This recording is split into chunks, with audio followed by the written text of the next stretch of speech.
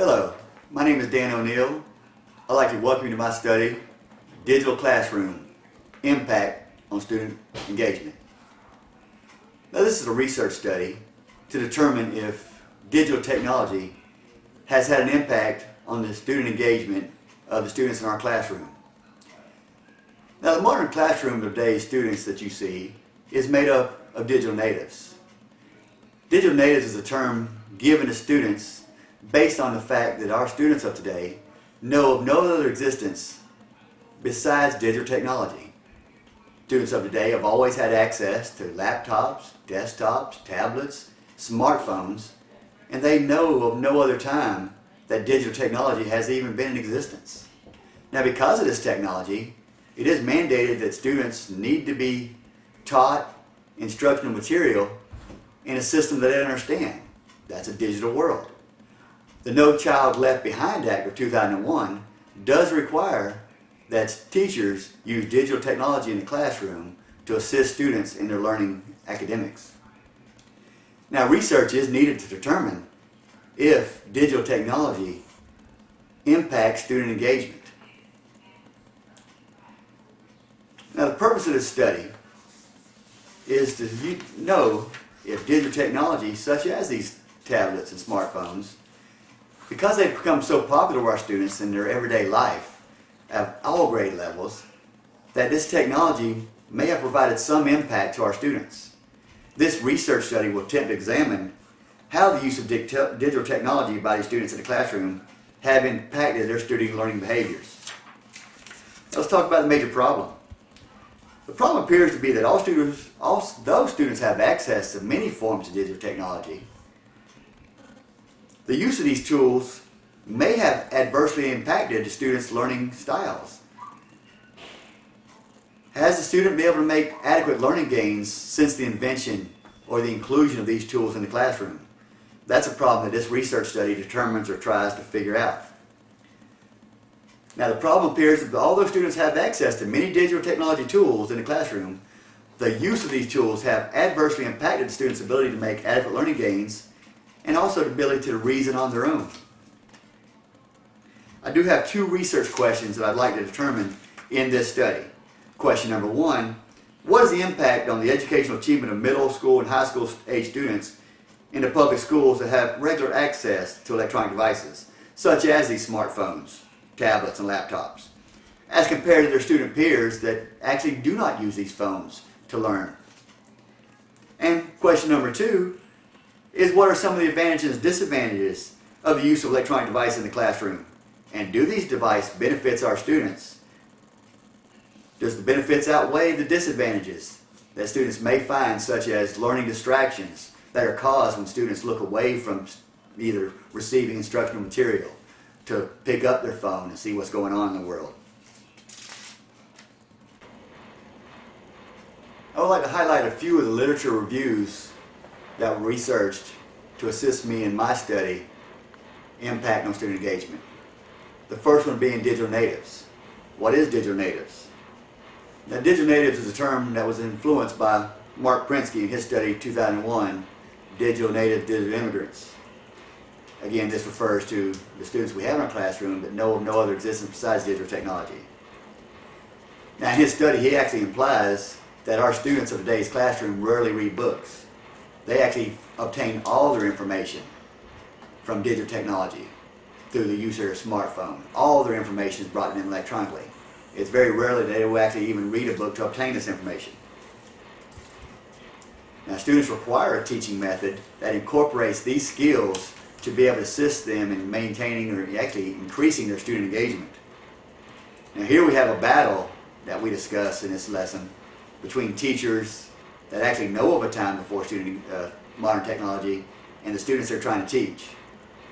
There are a lot of pros and cons that we're going to address in this study that we need to get everybody on board to say what's the best approach for the students. Princey goes on to say in his study that the students that are in today's classroom are not the students that the educational world had anticipated and our curriculum was designed to teach, meaning that maybe our curriculum is outdated, needs to be brought forward using the use of digital technology. Next literature review is digital distractions in the classroom. What are digital distractions? Well, point blank, digital distractions are when students look away from the instruction during classroom time because of the use of these cell phones. It appears that most students have access to phones during classroom time and actually may be using these cell phones for non-classroom purposes. A study conducted by Dr. Bernard McCoy in 2013 actually stated that students that do have access to digital devices such as these smartphones actually look at their phones about 10.93 times a day in order to check messages, keep up with the world, find out what their friends are doing. These are called digital distractions that are actually taking the students away from the lesson because they want to check their phone. And these distractions are causing losses in learning material or losses in obtaining the information that the instructor is trying to teach. Now, he actually did a survey in his research study that says 4 out of 5 students provided solid evidence that they were distracted and did not remember the lesson that was being provided by the teachers. These learning gains are absurd. Just by these sheer numbers alone would give us information to know that students have lost opportunities to remain engaged and remain focused. And any lost opportunities provide adverse effects on student engagement and the ability to acquire new skills. Now, the next research review I completed was the technological effect on reading comprehension. Now, this is a very important part of my study because the National Associated Education process provides guidance that written text is a major component for obtaining knowledge. The No Child Left Behind Act of 2001 mandated digital technology be used in the classroom for delivering instruction to these students. And yes, there are many positive effects that having digital technology in the classroom can help with reading, such as students using digital readers. If they're stumbling on a word, the computer can actually read these words to them. That's a positive benefit to help readers. Now, in an article completed by Susan Stearns about technology on reading comprehension of 2012, she provides stats that reading scores have had little, if any, increase in the last decade. In the last decade, that's 10 years of digital use in the classroom that should have been used, I would hope, properly and efficiently in order to provide reading gains for these students. And in her research study, she actually states that only 40% of graduating high school seniors can read at a high school level.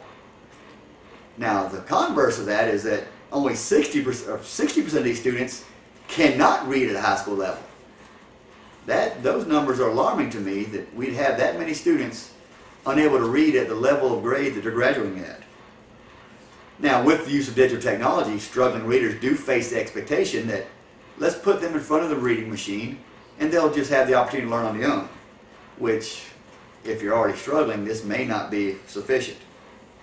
Now, the National Center for Educational Statistics show that the reading levels have remained constant since 1986, and we have actually seen no kind of reading gains. Now, reading actually is one of the most fundamental requirements for students to be able to make these learning gains. They must be able to read written text. The next research conducted was digital technology in the classroom. As I stated earlier, students have many avenues of digital technology in the learning environment. We have the laptops, we have the smart boards, overhead projectors, slide presentations, computers, laptops that are used in classroom environments. Now, some of these devices do cause a lot of good, but some of these devices can do a lot of harm. Some of the things that are in the classroom that may not be taken into consideration, things like cyberbullying. With the use of digital technology does come disadvantages. Cyberbullying seems to be a very important topic. A study conducted in 2015 by the Cyberbullying Research Department states that 16% of all students have experienced unwanted consequences due to digital technology. Let's not forget about the digital distractions in the classroom. These are also adverse effects of the use of digital technology. And with digital technology in the classroom does come cost factors involved. A study conducted by Frazina Furlow in 2010 said classroom technology is a very costly but important tool in studying and teaching our children.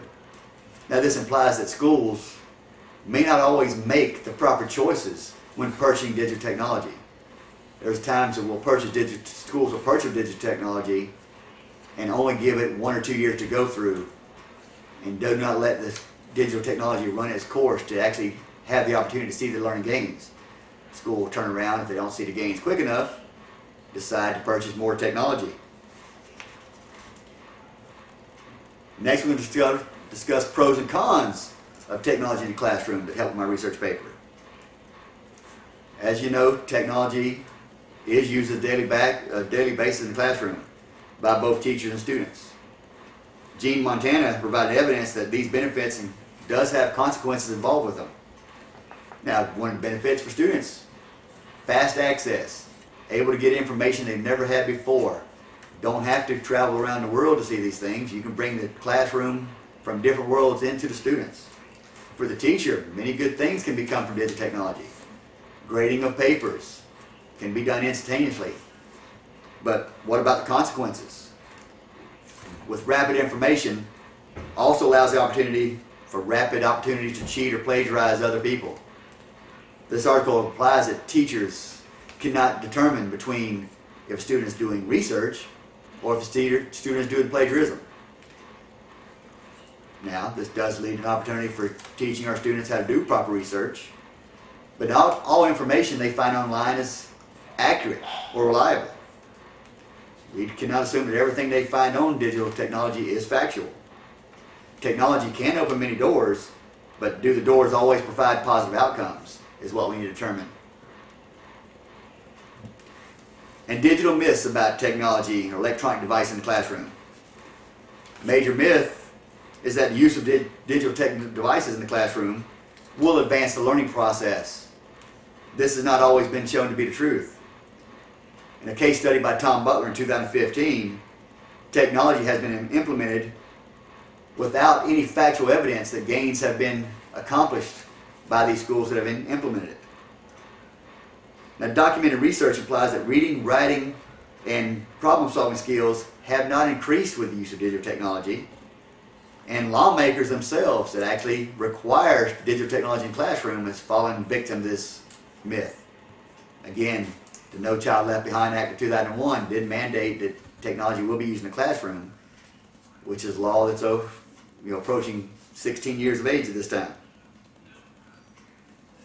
Now, a classic phrase I learned from Vanisky in 2004 stated that the history of technology in classroom was often one of exaggerated promises, highly publicized installations with committed teachers, and masterful, inventive excuses for why promises went unfulfilled. Which, in his own words, I get this meaning is that we bought the technology, it just didn't work like we thought it would. Now let's talk about the theories in this research paper. The theory I used was quantitative research procedure, which will primarily consist of surveys and past documented historical case studies to supplement my research on the effects of digital technology in the classroom and how it pertains to student engagement. My research that I conduct will be problem-based research, determine the outcome of digital devices in the classroom and effects noted in student engagement. The group research will survey approximately 700 students, respondents in an anonymous fashion to determine what their views are the effects of digital technology use in the classroom. Now, the methodology that I used in this research study, my research design, was a quantitative research study, again with respondent surveys. I will compare this survey data to historical data to see if there is a correlation. The sample size I used consists of approximately 700 students randomly selected.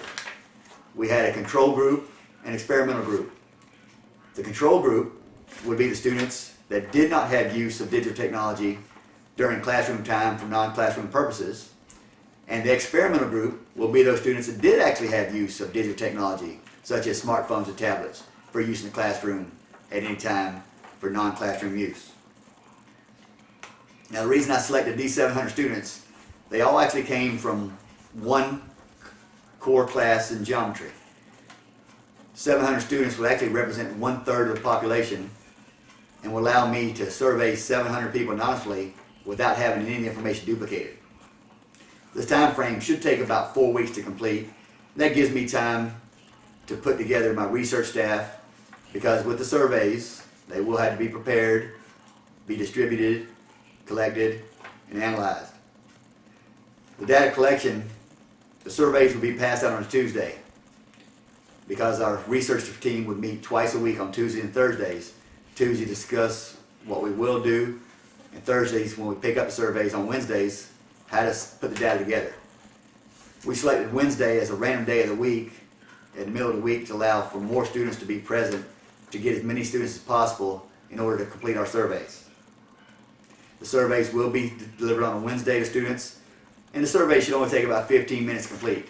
This will be during a bell work or a ticket out the door procedure, so no lost instructional time based on completing the surveys would be caused in the classroom. In order to analyze the data, we'll sort the data and tabulate it in a graphical representation of how students responded. It will be entered into a spreadsheet, and then graphical representation of data will allow the opportunity for large information to be presented in an easy to read fashion by looking at the graphs, and easily evaluated based on a frequency distribution model. Now this frequency distribution model will allow us to interpret the data and research determine if learning distractions have occurred and if student engagement has been affected.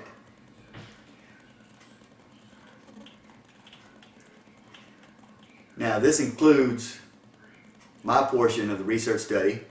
I would like to thank some of the people that I did review their articles through: Mr. Bernard, Mr. Butler, Mr. Montana, Mr. Prinsky, Mrs. Stearns, and Mr. Vaninsky, and also the use of the No Child Left Behind Act of 2001.